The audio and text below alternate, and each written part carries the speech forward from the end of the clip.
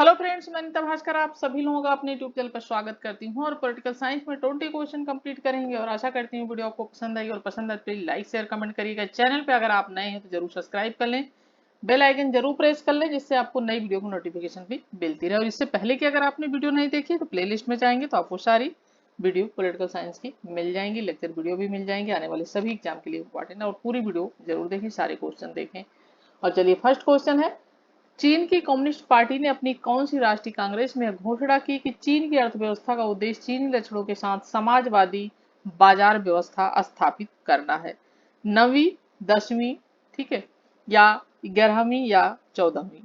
Right option हो जाएगा D, 14वीं। ठीक है, राइट ऑप्शन डी हो जाएगा 14वीं चीन की कम्युनिस्ट पार्टी, CCP। ठीक है, और स्थापना हुई थी कब? 1921 में और सोवियत यूनियन की कम्युनिस्ट पार्टी की मदद से शंघाई में CCP की स्थापना और पहली कांग्रेस का आयोजन हुआ और चीनी कम्युनिस्ट पार्टी की 14वीं राष्ट्रीय कांग्रेस, ठीक है, 12-18 अक्टूबर, ठीक है, 1992 को बुलाई गई थी और इसमें घोषणा की कि चीन की आर्थिक व्यवस्था का उद्देश्य चीनी लक्षणों के साथ समाजवादी बाजार व्यवस्था स्थापित करना है। तो राइट ऑप्शन हो जाएगा ऑप्शन डी, 14वीं। नेक्स्ट है, निम्न में से कौन स्वेच्छातंत्रवादी विचारधारा का प्रतिनिधित्व नहीं करता है? Berlin, Hayek, Laski, Friedman. और राइट ऑप्शन क्या हो जाएगा? ऑप्शन सी हो जाएगा लास्की। ठीक है, तो स्वेच्छातंत्रवाद 20वीं शताब्दी के उत्तरार्ध में उदारवादी परंपरा के कुछ विचारकों ने यह अनुभव किया कि प्रचलित जो उदारवाद है उसके अंतर्गत कल्याणकारी राज्य, ठीक है, कल्याणकारी राज्य के विचार को अपना लिया है और स्वेच्छातंत्रवाद व्यक्ति की पूर्ण स्वतंत्रता में क्या करता है? विश्वास करता है और यह उन सब संस्थाओं से व्यक्ति की मुक्ति की कामना करता है जो उसकी विश्व दृष्टि को क्या करती हैं? सीमित करती हैं। और राजनीतिक क्षेत्र में स्वेच्छातंत्रवाद जो है वह मांग करता है कि मनुष्य को अपनी उन्नति और समृद्धि का पूर्ण अवसर देने के लिए उसकी जो आर्थिक गतिविधियां हैं उसको सब तरह के प्रतिबंध जो है उनसे क्या करना चाहिए? मुक्त करना चाहिए, रखना चाहिए। और स्वेच्छातंत्रवाद के जो है जनक जो है उसमें FA हेयक हैं, ठीक है, हेयक, और फ्रीडमैन है और रॉबर्ट नॉजिक हैं। ठीक है, तो इसमें हेयक भी हैं, फ्रीडमैन भी हैं, रॉबर्ट नॉजिक भी हैं और जिनका विशेष योगदान है, और मिल्टन फ्रीडमैन है और लास्की स्वेच्छातंत्रवाद से संबंधित नहीं है। ठीक है, तो राइट ऑप्शन सी हो जाएगा। नेक्स्ट है, निम्नलिखित में से कौन सी राजनीतिक पार्टी विश्व की समाजवादी पार्टियों का अगुवा बताई गई है? ठीक है, इंडियन नेशनल कांग्रेस, अमेरिका की Democratic Party, British Labour Party, France की Christian Democratic Party. Right option है ऑप्शन सी, ब्रिटिश की लेबर पार्टी। तो ब्रिटिश लेबर पार्टी की विश्व की समाजवादी पार्टियों का क्या बताया गया है? अगुवा बताया गया है। ठीक है, और ब्रिटेन में संसदीय शासन व्यवस्था है जैसा कि, ठीक है, ब्रिटेन में संसदीय शासन व्यवस्था है और संसदीय प्रणाली की विशेषता होती है कि इसमें कार्यपालिका के 2 प्रधान होते हैं, औपचारिक और वास्तविक। ठीक है, औपचारिक भी और वास्तविक भी। ठीक है, तो राइट ऑप्शन क्या हो जाएगा? ऑप्शन सी हो जाएगा। फोर्थ क्वेश्चन है, निम्नलिखित में से कौन सा एक मूल्य उदार लोकतंत्रवाद के दार्शनिक आधारों से भिन्न है? व्यक्तिगत स्वतंत्रता, सामाजिक आर्थिक न्याय, उत्पादन एवं वितरण के साधनों पर सामूहिक उत्तरदायित्व, राजनीतिक समानता। और फोर्थ क्वेश्चन का राइट ऑप्शन क्या हो जाएगा? ऑप्शन सी हो जाएगा, उत्पादन और वितरण के साधनों पर सामूहिक उत्तरदायित्व। ठीक है, सामूहिक स्वामित्व होगा, सामूहिक स्वामित्व। और यानी कि जो उत्पादन है, उत्पादन के साधन है और वितरण के साधन है, उस पर सबका सामूहिक रूप से क्या हो? उसका स्वामित्व हो, यानी सब उसके सामूहिक रूप से मालिक हो। ठीक है, तो जैसा कि ऑप्शन सी है। और लोकतंत्र के उदारवादी सिद्धांत का उदय 17वीं शताब्दी, ठीक है। 17वीं शताब्दी में हुआ और उदारवादी के अनुरूप ही यह सिद्धांत व्यक्ति की स्वतंत्रता तथा लोकतंत्र का पक्ष कर रहा है। व्यक्ति की स्वतंत्रता और, ठीक है, लोकतंत्र का, डेमोक्रेसी का, और जनता को लिखने, बोलने और अपने विचारों की अभिव्यक्ति करने, सरकार के जो कार्य हैं उनकी जानकारी रखने की क्या है, स्वतंत्रता है। यानी सरकार क्या कर रही है उसकी भी हमें जानकारी रखनी होती है। लोकतांत्रिक शासन के अंतर्गत ये सब चीजें आती हैं। उसकी भी स्वतंत्रता, जानकारी रखने की भी स्वतंत्रता तथा उसकी आलोचना करने की भी स्वतंत्रता है। जो व्यक्तिगत स्वतंत्रता है, यानी सरकार कोई काम कर रही तो हम उसकी आलोचना भी तो करते हैं, ठीक है। और जनता के अधिकारों तथा स्वतंत्रता की रक्षा करना सरकार का क्या होना चाहिए, कर्तव्य होना चाहिए, ठीक है। और शासन का संचालन जनता द्वारा होना चाहिए, क्योंकि शासन में हिस्सा लेने से व्यक्ति के व्यक्तित्व का क्या होता है, उसका, व्यक्ति के व्यक्तित्व का विकास होता है, ठीक है। तो राइट ऑप्शन ऑप्शन सी हो जाएगा। फिफ्थ क्वेश्चन है, यह विचार की न्याय तथा स्वतंत्रता में घनिष्ठ संबंध से जुड़ा है मार्क्सवादियों, उदारवादियों, अराजकतावादियों, समाजवादियों से। राइट ऑप्शन है ऑप्शन बी, उदारवादियों से जुड़ा है, ठीक है। स्वतंत्रता और न्याय में घनिष्ठ संबंध है, ठीक है। स्वतंत्रता और न्याय, इनमें क्या है, आपस में घनिष्ठ संबंध है। और यह विचार उदारवादियों से जुड़ा है, ठीक है। किससे जुड़ा है, ये उदारवादियों से जुड़ा हुआ है। और स्वतंत्रता और कानून के परस्पर संबंध के विषय में यह कहा जाता है कि कानून स्वतंत्रता को सीमित नहीं करते हैं, वरन स्वतंत्रता की क्या करते हैं, रक्षा और उसमें वृद्धि करते हैं, ठीक है। तो राइट ऑप्शन इसका हो जाएगा। और इस संबंध में समग्रतावादी, सर्वाधिकारवादी और आदर्शवादियों के विचार भी प्रमुख है। तो राइट ऑप्शन ऑप्शन बी हो जाएगा। समाजवादी राज्य को मानते हैं, सिक्स क्वेश्चन, क्या मानते हैं राज्य को, एक आवश्यक बुराई, एक दैवीय संस्था, एक शोषण का उपकरण, या एक सकारात्मक अच्छाई। राइट ऑप्शन डी हो जाएगा। समाजवादी दे ये मानते हैं एक सकारात्मक अच्छाई, यानी उनके लिए समाजवादी जो है क्या मानते हैं, राज्य को एक सकारात्मक अच्छाई मानते हैं। वे जनहित संबंधी सभी कार्यों एवं उत्पादन के साधनों पर समाजीकरण करके, यानी जो भी साधन है उस पर उसका समाजीकरण चाहते हैं, उसका सामूहिक उत्तरदायित्व, स्वामित्व चाहते हैं। और जो है जिसे कि जन साधारण के हित में वो प्रयोग करना चाहते हैं, ठीक है। और समाजवाद के समर्थक विद्वान राज्य को एक सकारात्मक अच्छाई मानते हुए उत्पादन और जो वितरण के साधन है उस पर राज्य का नियंत्रण स्थापित करना चाहते हैं, यानी उस पर राज्य का नियंत्रण होना चाहिए, ठीक है। और जबकि मार्क्सवादी या साम्यवादी जो हैं वो राज्य को क्या मानते हैं, एक शोषण का उपकरण मानते हैं। ये कौन मानता है, मार्क्सवादी या साम्यवादी, ठीक है। और जो है वैज्ञानिक समाजवाद भी कहते हैं इसे। और वैज्ञानिक समाजवाद का जनक किसे माना जाता है, कार्ल मार्क्स को माना जाता है, ठीक है। तो राज्य का एक शोषण का उपकरण मानते हैं, उत्पादन और वितरण के साधन पर समाज का ये किसका मानते हैं, समाज का, यानी सर्वहारा वर्ग समाज का उस पर नियंत्रण होना चाहिए, ठीक है। और ये उदारवादी मानते हैं, समाजवादी मानते हैं कि राज्य का नियंत्रण हो, जबकि ये मानते हैं कि समाज का नियंत्रण होना चाहिए, ठीक है, यानी सर्वहारा वर्ग का नियंत्रण होना चाहिए। समाजवाद वैज्ञानिक संवैधानिक तरीके सब और शांतिपूर्ण तरीके से वैचारिक परिवर्तन के द्वारा समतामूलक राज्य की स्थापना करना चाहता है, समाजवाद। और जबकि मार्क्सवाद है, साम्यवाद या वैज्ञानिक समाजवाद जिसे कहते हैं, हिंसा के द्वारा, क्रांति के द्वारा, तलवार के बल पर भी, ये मार्क्सवादी हिंसा का भी समर्थन करते हैं और ये समतामूलक समाज की स्थापना करना चाहते हैं, हिंसा द्वारा, क्रांति के द्वारा, आदि के द्वारा, ठीक है। जैसा कि कार्ल मार्क्स ने कहा था कि सभी विश्व के मजदूरों एक हो जाओ, प्रसिद्ध इसका उदाहरण है। और राइट ऑप्शन ऑप्शन डी हो जाएगा, सकारात्मक अच्छाई। सेवन क्वेश्चन है, किसने कहा कि मार्क्सवाद मुक्त समाज का दुश्मन है, कार्ल पॉपर, एक्टन, लास्की या फुकुयामा। और राइट ऑप्शन हो जाएगा ऑप्शन ए, कार्ल पॉपर, ठीक है। तो कार्ल पॉपर मार्क्सवाद का क्या है, आलोचक है। ये मार्क्सवाद का क्या है, आलोचक है, ये कार्ल पॉपर। और जो स्वतंत्रता का विरोधी मानता है मार्क्सवाद को, ठीक है। कार्ल पॉपर क्या मानता है, मार्क्सवाद को स्वतंत्रता का विरोधी मानता है। और इसी परिपेक्ष में पॉपर का कहना है कि मार्क्सवाद मुक्त समाज का दुश्मन है। राइट ऑप्शन ऑप्शन ए हो जाएगा। 8 क्वेश्चन है, किसने कहा कि कल्याणकारी राज्य एक ओर समाज साम्यवाद और दूसरी ओर अनियंत्रित व्यक्तिवाद के मध्य एक समझौता है? लॉक, हॉबमैन, कांट, रूसो। राइट ऑप्शन क्या हो जाएगा? हॉबमैन। ठीक है। कल्याणकारी राज्य साम्यवाद तथा अनियंत्रित व्यक्तिवाद से अलग मध्यम मार्ग का अनुसरण करता है। ठीक है, मध्यम मार्ग का क्या करता है? अनुसरण करता है।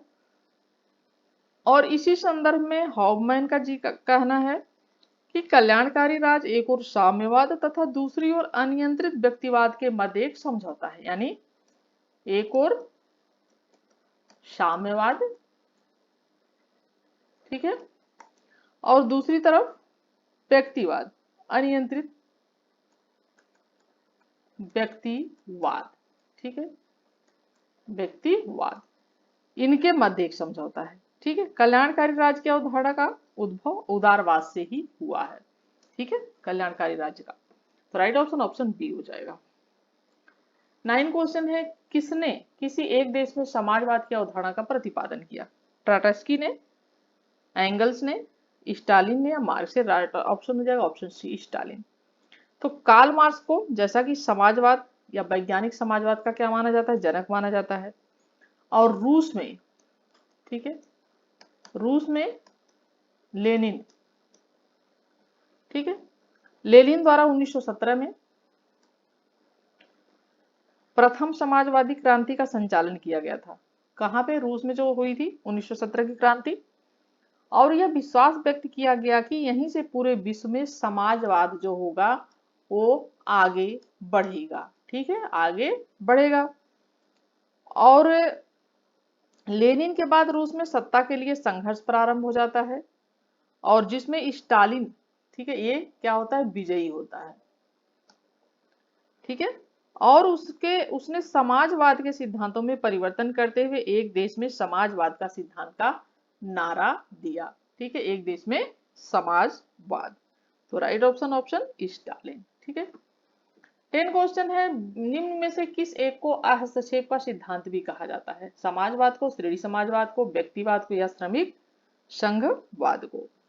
ठीक है, और राइट ऑप्शन क्या हो जाएगा इसका? ऑप्शन सी हो जाएगा, व्यक्तिवाद को। तो अहस्तक्षेप का सिद्धांत भी किसको कहा जाता है? व्यक्तिवाद को। देखिए, व्यक्तिवाद एवं उदारवाद का मूल सिद्धांत यह है कि राज्य को व्यक्ति के कार्यों में हस्तक्षेप यानी इंटरफेयर नहीं करना चाहिए। ठीक है, और राज्य को व्यक्ति के कार्य में हस्तक्षेप नहीं करना चाहिए, अर्थात अहस्तक्षेप सिद्धांत का पालन करना चाहिए। लॉक, हॉबर्ट स्पेंसर, मिल, एक्टन आदि ये प्रमुख व्यक्तिवादी विचारक है। कौन कौन है? जॉन लॉक है, हर्बर्ट स्पेंसर हैं, ठीक है, और मिल हैं और लॉर्ड एक्टन है। ठीक है, ये लोग क्या हैं? व्यक्तिवादी, प्रमुख व्यक्तिवादी विचारक हैं। 11 क्वेश्चन है, निम्नलिखित में से कौन सा मार्क्सवाद से संबंधित नहीं है? इतिहास की भौतिकवादी व्याख्या, वर्ग संघर्ष, अतिरिक्त मूल्य, यद भाव्यम। ठीक है, यद भाव्यम। देखिए, कंप्यूटर पे जब हम क्वेश्चन बनाते हैं तो थोड़ा सा कुछ चीजें डिक्टो नहीं बन पाती हैं। ठीक है, तो इसलिए मैं लिख दे रही हूँ यहाँ पे, कुछ वर्ड लेता नहीं है। ठीक है, ये है यद भाव्यम। ठीक है, और यानी राइट ऑप्शन यहाँ पे डी है।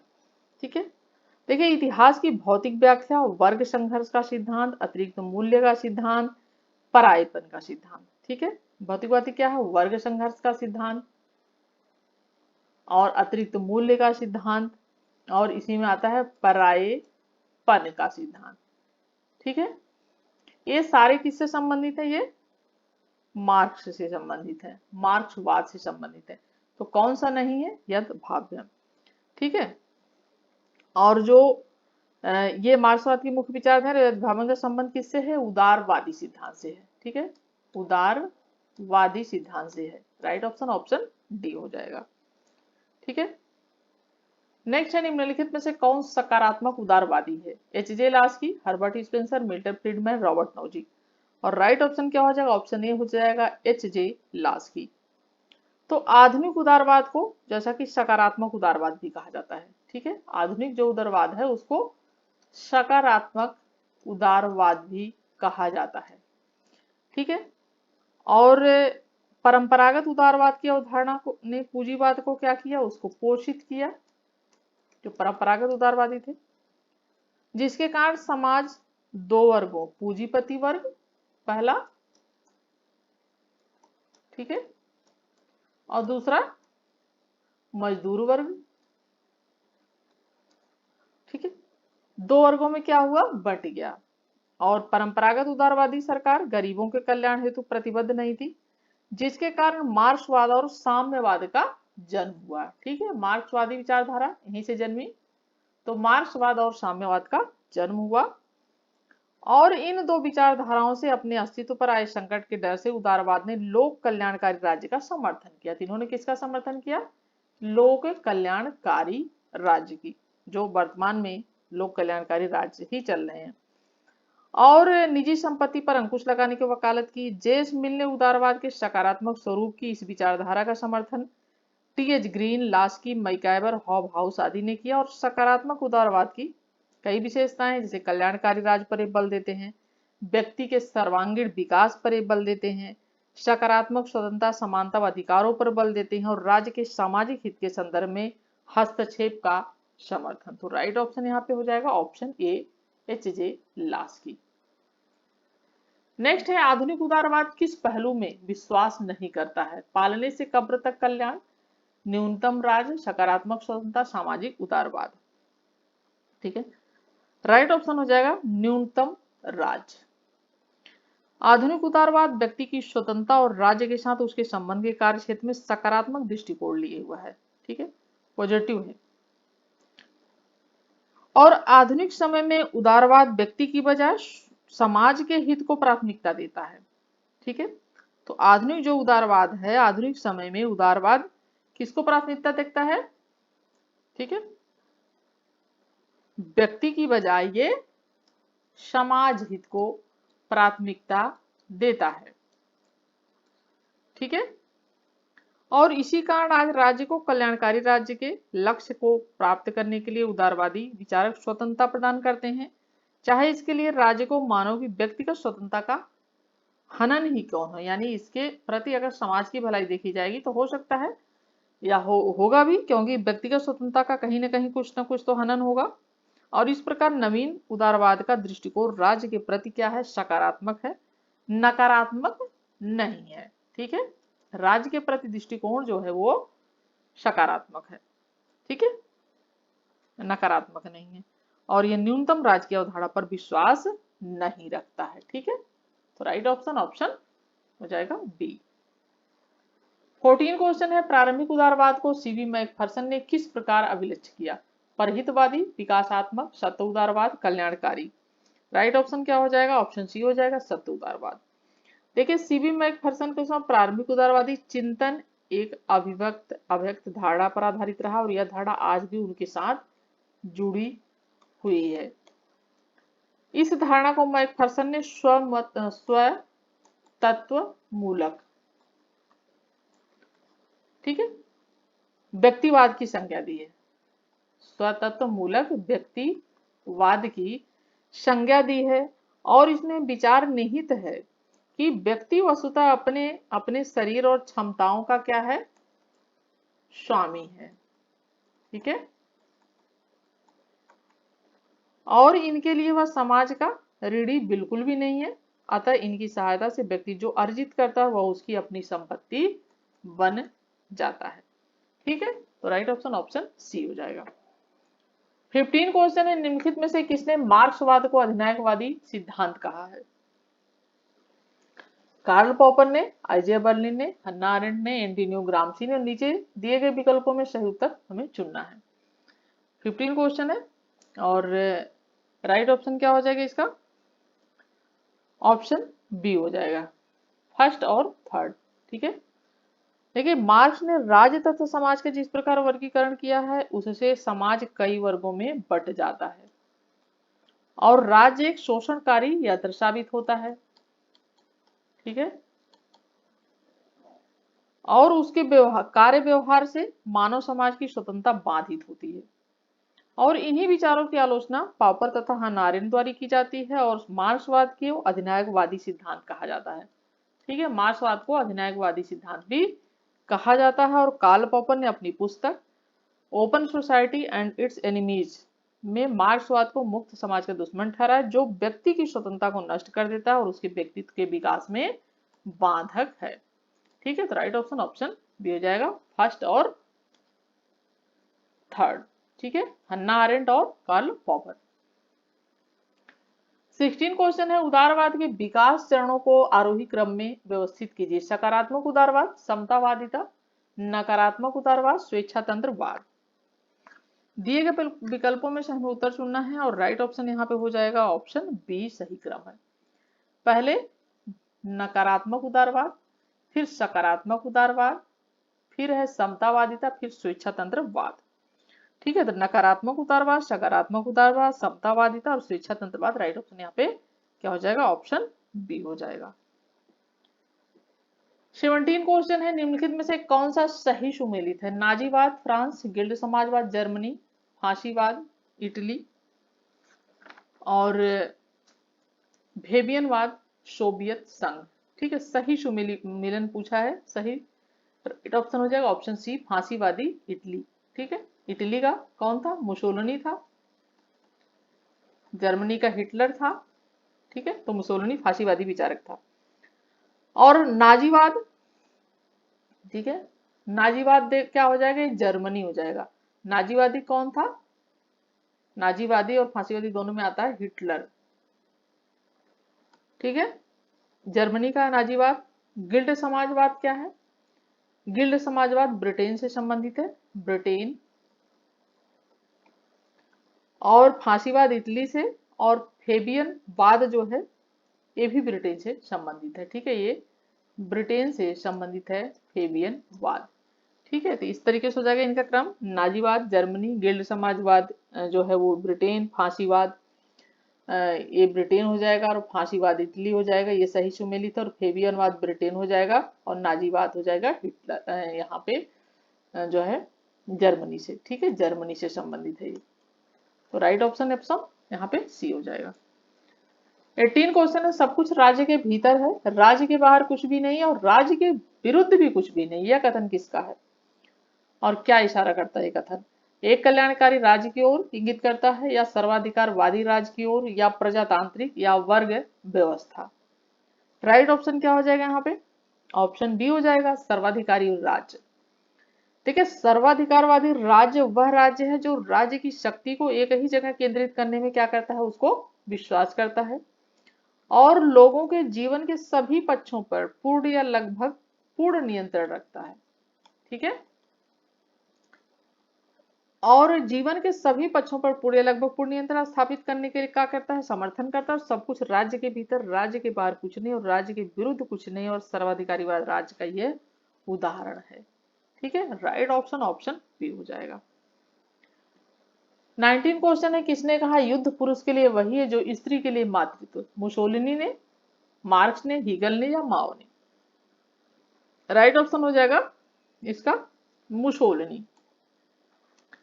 मुसोलिनी फांसीवाद का मूल प्रणेता है और फांसीवाद का आंग्ल पर्यायवाची फासिज्म यानी इटालियन भाषा के से शब्द से लिए निकला है और जिसका अर्थ है इटालियन भाषा में लकड़ियों का बंधा हुआ बोझ व गट्ठर। ठीक है, लकड़ियों का बना हुआ बोझ या गट्ठर। ठीक है, और मुसोलिनी के अनुसार जो लोग विश्व शांति की बात करते हैं, ठीक है, वे कायर हैं क्योंकि विश्व शांति कभी भी संभव नहीं है। क्या कहता है मुसोलिनी कि जो लोग विश्व शांति की बात करते हैं वो लोग क्या हैं, वो लोग कायर हैं। ठीक है, जो विश्व शांति की बात करते हैं वो लोग क्या हैं, वो लोग कायर हैं क्योंकि विश्व शांति जो है वो कभी भी संभव नहीं। ये कौन कहता है, ये इटली का मुसोलिनी कहता है। ठीक है, और शांति तो एक ऐसे तालाब के समान है, मुसोलिनी कहता है कि शांति जो है एक ऐसे तालाब के समान है जहां पानी ठहर कर क्या होता है, गंदा हो जाता है। ठीक है। और बिना युद्ध के कोई मनुष्य, जाति या समाज या राज्य उन्नति नहीं कर सकता है। ये वो कहता है कौन, मुसोलिनी की बातें हैं। और युद्ध नितांत स्वाभाविक है और मानव जीवन की पूर्णता युद्ध में ही है, ये कहता है मुसोलिनी। इसीलिए मुसोलिनी ने कहा है कि पुरुष के जीवन में युद्ध का वही स्थान है जो नारी के जीवन में मातृत्व का, यानी उतना ही महत्वपूर्ण है जितना कि नारी के लिए मातृत्व का, और पुरुष के लिए वही स्थान युद्ध का है। तो यहाँ पे राइट ऑप्शन ऑप्शन ए है, मुसोलिनी। ठीक है। 20 और लास्ट क्वेश्चन है, सूची फर्स्ट और सेकेंड को सुमेल करना है। और सूची फर्स्ट और सेकेंड, यूरोपियन समाजवाद कार्ल मार्क्स, फेबियन समाजवाद जीडीएच कोल, वैज्ञानिक समाजवाद सिडनी वेब, श्रेणी समाजवाद सेंट साइमन। और इसे हमें क्या करना है, इसे मिलान करना है। मिलान करेंगे तो राइट ऑप्शन जो सही सुमेल हो जाएगा ऑप्शन डी हो जाएगा। ठीक है। यानी ए का 4, यूरोपियन समाजवाद सेंट साइमन, फेबियन समाजवाद सिडनी वेब। ठीक है। वैज्ञानिक समाजवाद कार्ल मार्क्स, श्रेणी समाजवाद ये हो जाएगा जीडीएच कोल। राइट ऑप्शन ऑप्शन डी हो जाएगा। ठीक है। और 20 क्वेश्चन हमारे कंप्लीट होते हैं, और आशा करती हूँ वीडियो आपको पसंद आई। अगर पसंद आई प्लीज लाइक शेयर कमेंट करिएगा। चैनल पर अगर आप नए हैं तो जरूर सब्सक्राइब कर लें और बेल आइकन प्रेस करना ना भूलें, जिससे आपको नई वीडियो की नोटिफिकेशन मिलती रहे। और इसी के साथ नेक्स्ट वीडियो में मिलती हूँ आप सभी से, तब तक के लिए thank you for watching video.